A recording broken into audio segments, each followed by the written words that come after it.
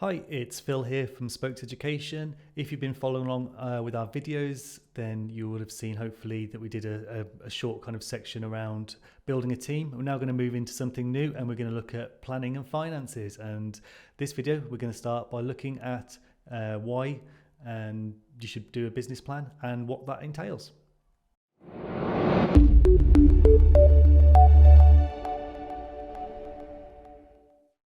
When I first started Spokes Education, I didn't actually have a business plan written down. I had lots of stuff in my head. I knew what I wanted to do. Again, a lot of it was kind of made up as I went along. That's largely because I didn't actually plan on, like I've said before, I didn't actually plan on kind of doing what we've done essentially. But it came to a point where I needed to put a business plan together to kind of put stuff down onto paper. It was catalysed by needing to put together a grant application actually, and so that as part of that application they needed some form of business plan. So I didn't find it that difficult because, like I said, it was all in my head. It was just a matter of kind of putting it down onto paper and thinking about putting it into some kind of structure so that if anyone else coming and looking at the business, they could kind of see what my vision was and see what I wanted to do with the business. So that's where I started to put together. But actually, for me, the business plan is something I probably should have done sooner, because what I've done with that business plan is I've shared it with the team to make sure, again, they understand the vision. I've shared it with external people. I've shared it with other people outside the business just to kind of sense check, that we're doing the right thing and we're doing it in the right way. And, it's much easier for people to kind of absorb it and take it in if it's written down. It's all there. It's, you can go back and revise it and think about it and keep changing it rather than kind of spieling at somebody. So for me, start to put your thoughts down onto paper. And what I'm going to do is take you through our business plan so you can see what that should entail and what kind of information you should put in it. So let's jump in. First thing to note is that the business plan, so you'll see here, it was actually updated in August 2021. We're currently in September. So the business plan should always be a live document. It's not something you write at the start of the year and then go back to later. It's something you should always be revisiting and repurposing and changing.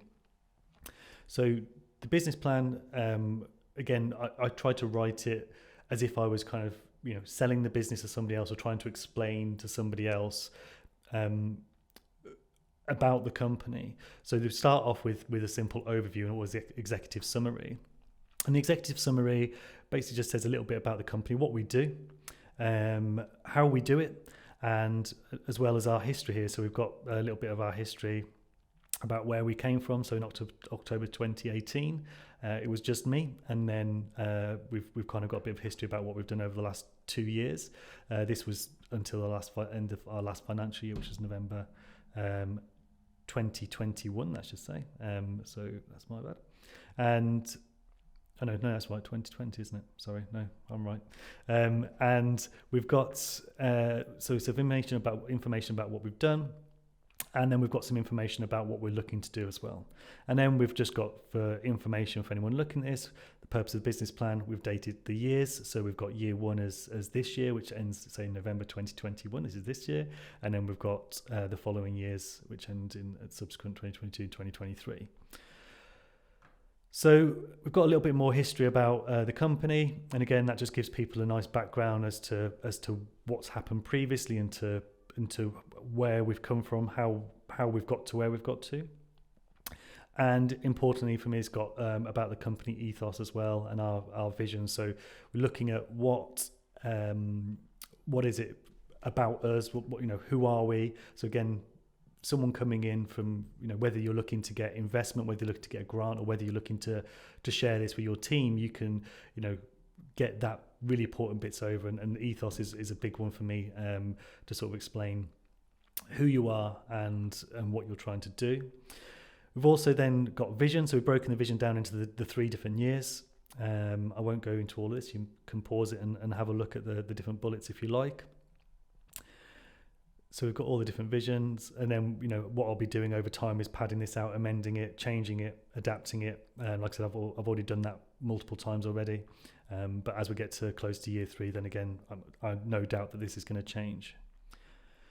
We've got some information on key clients. I've actually blacked this out, sorry. So we've got some sensitive information here, which I don't particularly want to put up on screen. I'm not particularly shy about sharing some information, but I think just some things I'd rather be a little bit more careful about. So have got some information about our key clients, and this basically contains who our key clients are at this moment in time, and a little bit about them and why they're so important to us, and how we work with them. And again, that will change over time as we pick up new clients. If anyone wants to see this or talk to me about it, I'm happy to share a little bit more information. And again, we've got then talking about the team structure and responsibilities. Again, I've kind of, for people who may be a bit more sensitive to some things, so we've protected some of the team information and salaries and things like that as I go through these plans and finances, but everything else I'll try and be as transparent as possible about. But again, this just basically says this is the team, this is their job roles, and this is what they do. And we then go into much more detail around that. So for me, having clear responsibilities for different staff or different roles, should I say, is something again we've worked on over the last year or so.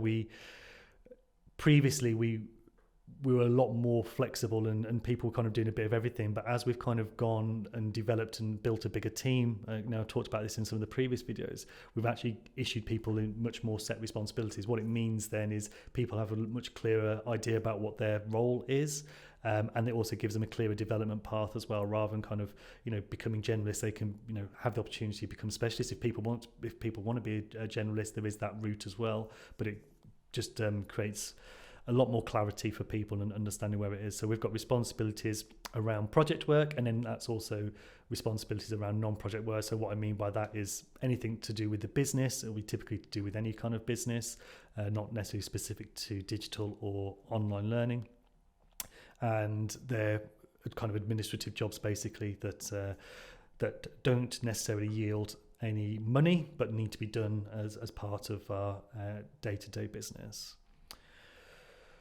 So we, again, in the business plan, earlier I talked about the responsibilities and the team.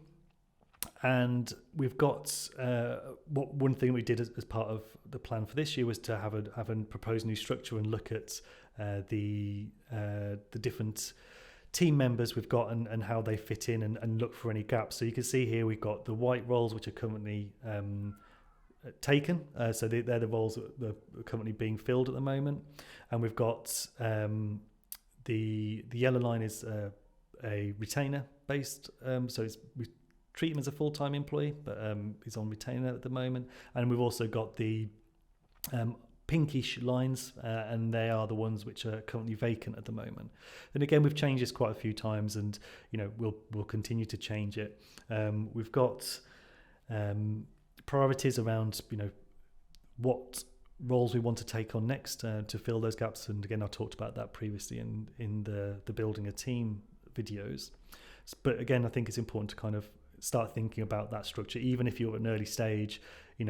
Think about the kind of team you want to build and the kind of level you want to get to. I've always said that I don't necessarily want to get to any more than 16-ish type people, and I think that's becomes a bit more unwieldy after that. And I'm looking to get to that team of 16 and then really look at other ways to improve our efficiencies and improve our profitability. I don't want a big sprawling team. I want to keep it nice and compact. We've also then got, so looking at different responsibilities, we've got all their roles and responsibilities and competencies. We've still got to complete a couple of these. We're still working through that. But again, everyone can then see whatever their role is, whether that's their primary role or secondary role. Again, what I should have noticed in here, that actually, again, as a small company, people do have a primary role, but most roles will also have a secondary role as well, which will allow them to be flexible and move into other things. Like I said previously, we had people who had 4, 5, 6 different roles and they were picking up lots of different things. But now we're trying to focus it into 2 specific areas for them to concentrate on. And the roles, like I said, we've got information about what that entails, so what their responsibilities are and what the competencies are to fulfill that role as well. So again, we can map that to the individuals. So when we're recruiting or when we're looking to develop our staff, we can have a look at the kind of things that they need to be doing. Again, it's very clear for them to see, and then we can sort of look at the competencies, and any kind of competencies that are missing at that point. It will give us an opportunity to focus in and look at the areas that we need to develop for them to fulfill that particular role. So I'll go through this again. Hopefully you can just feel free to pause, but if you're missing anything, sorry, just again let me know, and I'll be happy to share some of this information with you. There's lots of different roles here. So we've got a bit of work to do to complete them, but we'll get to that soon. And then what we've identified, like I said, we've got some resource gaps as well. So we're aware of those resource gaps that are kind of identified above. We've also then got a section around operations, and this talks a little bit more about HR, salary and benefits, etc. So one of the things I think is important to do is kind of, again, list them out. Again, people understand what the benefits are. So at the moment, you can see our benefits there. We're actually looking at improving them going into next year, becoming a bit more profitable now. So we're looking at increasing that. So again, part of our business plan states that for year 2, then we'll be looking to increase our benefits. And I think probably earlier on, you may have seen that in the kind of list of our plans for that year 2. So we're looking to expand this out a little bit more and provide more benefits for our team. We've also got information on salary banding. So the way we work, we have different salaries based on levels, essentially, so levels of responsibility. But we also have a separate banding. So people who don't necessarily want that responsibility or more kind of lead role, they can still build their salary through development of expertise. We've kind of got this sub-banding, so people can still earn more money by reaching like expert technical levels as opposed to reaching or taking on more responsibility. So again, that's really important. Again, that's really useful for you to be thinking about, and also useful for you to be sharing with your staff. And this is the kind of information, again, you can translate over into a staff handbook. But again, it's all good to have it down, written down on paper. Got information about our legal insurance. So again, we've got clarity around our current insurance provisions. Again, that changes quite regularly. We sometimes need to up our different indemnities depending on different contracts we have. But again, it's all listed there. So if anyone ever needs to know, again, we've got it all to hand. Again, we get asked this quite a lot when we'll come on to tendering and things like that. And we get asked this quite a lot around kind of insurance indemnities, but we can so we've got something we can refer to straight away. And we've also got some information here around premises and work environment as well. So again, this is our office, and it tells us a little bit about the office, which again is useful for many different reasons. Again, it's all stuff that we've put into our staff handbook as well. So what I'm going to do, I think we're probably about halfway through, so I'll probably stop there and we'll do a second video and we'll move on to the second part of the business plan.